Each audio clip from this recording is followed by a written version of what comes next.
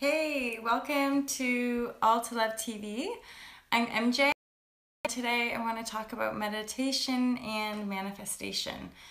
So obviously, like all the law of attraction teachings out there are a massive part of mass awakening and a very enticing and tantalizing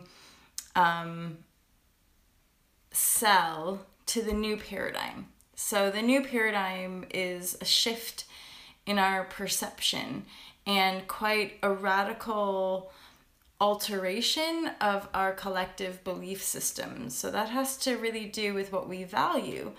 And a lot of us would have grown up in the value of possession and the value of money. And so that paradigm was kind of greedy and very much us against them, and kind of coming from that fight or flight response because of the inherent corruption in that perception, which basically it triggers a lot of those like survival instincts that we've been carrying on the planet for quite a while. And so now, as more of the collective is awakening and more teachings about the law of attraction become popularized, people talk a lot about manifestation because it's exciting, obviously. And at the same time, with greater awareness, more and more people are awakening to the fact that it's not the actual manifestation of things, i.e. things like money or maybe even things that we think we want, that's important, but it's the manifestation of better feelings. It's our ability, and again, they do go together, but I think usually if we're coming from a pretty heavy duty imprint of like I need to achieve and I need to prove myself and I need, like if you're coming from that place of I need to prove myself, which ultimately if the energy stream is needing to prove oneself, then it means there's like a deeper density or feeling of unworthiness, of not belonging, of needing to prove oneself because deeper down you don't feel like you're good enough and all that kind of thing. So with the awakening,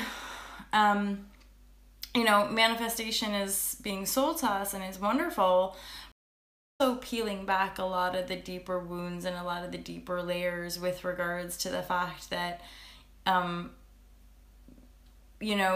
way that we're moving is not really about using money and using things like power to lord over people or to control people. Instead, what law of attraction teachings are pioneering for us is sovereignty. So sovereignty is just the fact that each individual, through an ascension path, you could call it, or just through a healing journey, or in A Course in Miracles, it's called the atonement. So healing your energy system to be totally divine and uniquely yours, so very much connected to your divine spark. And then through that connection, you live and you create from that connection. And so you're totally sovereign. You're totally aligned with your own creative energy stream. And so that which you're creating is in alignment with the whole.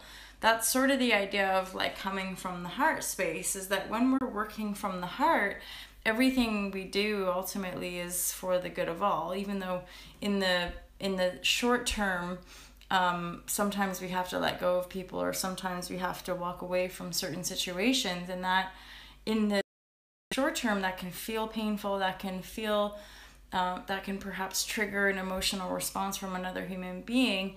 And yet when we're on a divine path, or when we're on a spiritual path, we have to accept that everything we're being ushered to do, everything that we're being guided to do, is somehow in the best interest of the totality, i.e. for higher learning. Because again, when we're on the path, we do know in our own self that when people have walked away from us, or when we've lost certain things, or if, say, all of our money was taken away from us, that those situations in our lives have actually helped us to grow spiritually speaking. They've helped us to have more faith. They've helped us to see other areas of abundance that aren't just money. So we start to see the generosity of the human spirit. Instead of money showing up, we see people helping us, or we see people offering us things or food, or we just see the other miraculous ways in which divine order is always working in our favor.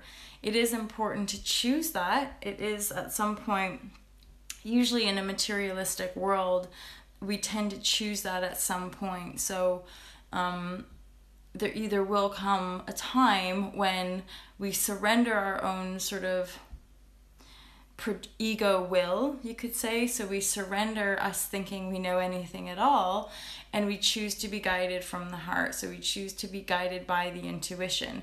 And that moment will always be a pretty big turning point to surrendering to the divine path. And at that point, you just have faith that all the learning you need, all the people you need, all the experiences you need to grow and expand and become the light, basically. Become a teacher of light, or become a teacher of the divine, for yourself and for all that you meet, as you recognize that all that you meet are also teachers and students of divine.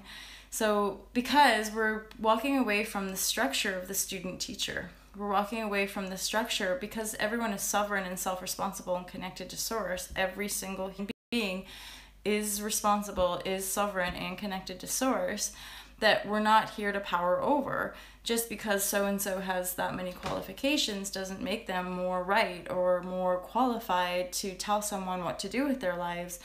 It's more about loving one another unconditionally. It's more about just holding space for one another when we're having an emotional reaction, rather than trying to advise and mask the fact that human beings feel stuff.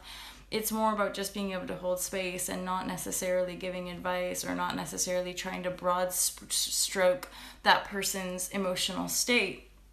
But being present with people is really the ultimate gift that we can give one another. So meditation is really that. It's really our ability to be present with what is. And the deeper and the more disciplined we are with our meditation practice, the more powerful manifestors we become. Because we start to acknowledge that manifestation really doesn't come from our old patterns of control and domination. Manifestation doesn't really actually come from us being really busy and doing a whole bunch of stuff. Manifestation is truly coming from the state of being which we emit. So the energies that we're carrying and the energies that we're kind of putting out into the world are those are the energies kind of carrying us in our flow, whether we're really, really in the flow, or a little bit resisting the flow. Then depending on that state of being that we're in, that's the ultimate reality that we're going to be looking at and creating. And the more in the flow you get, the easier life gets. And that's personally where I'm working with, is I don't ever have to go get anything. I don't ever have to seek work or seek things outside of myself. Everything just naturally comes to me, knocking on my door or laying on my lap or being put into my bank account. Everything just naturally drops into my reality before I even have to ask.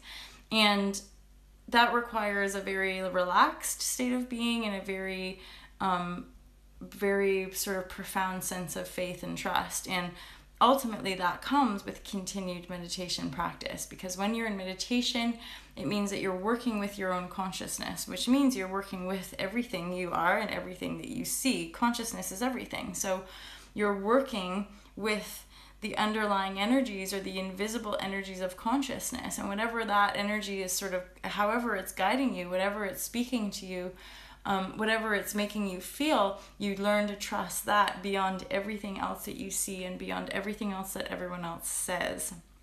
So meditation really is probably the best gateway to being a manifester and to creating a life that you truly desire, because it sort of jumps through a lot of hoops, and there's more and more, I think, really great teachers out there. And if it doesn't feel good to you, I wouldn't advise it. But advice, here I am giving advice.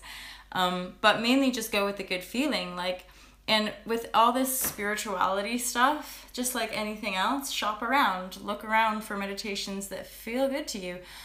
Go to centers and retreats, or find teachers that feel good to you. Courses that feel good to you. If it feels good, if it feels like a yes, if it feels like, oh my God, I really enjoyed that meditation, then keep doing that. Also have faith in yourself. Ultimately, you're your own master, you're your own best guide. So truly, truly follow yourself and have faith that all the right people, all the right places, and all the right things will just drop into your lap. Keep meditating. If you want more information, then feel free to get in touch at molly@altalove.com or teamlove@altalove.com, or you can also visit the website altalove.com. I'll put a description in the link below, or a link in the description box below, and I look forward to sharing with you guys more soon. For some reason, I have really easy live Facebook updates, so if you want to see more of these sort of like just live intuitive chats, then you can go to Alta Love World on Facebook, and you can tune in most days. You can also go to the Tribe, which is based on the book. But for some reason, YouTube always has like really bad connection, which is why sometimes these shares get cut off or are a little bit choppy. So I do apologize. I live in the countryside, so it could just be the fact that I'm slightly out of like hardcore good frequency connection with the internet. Either way, I have faith that you get exactly what you need from these shares. Thanks for tuning in. Thanks for being you, and I'll see you another time very soon. Take care. Have a wonderful day. Bye.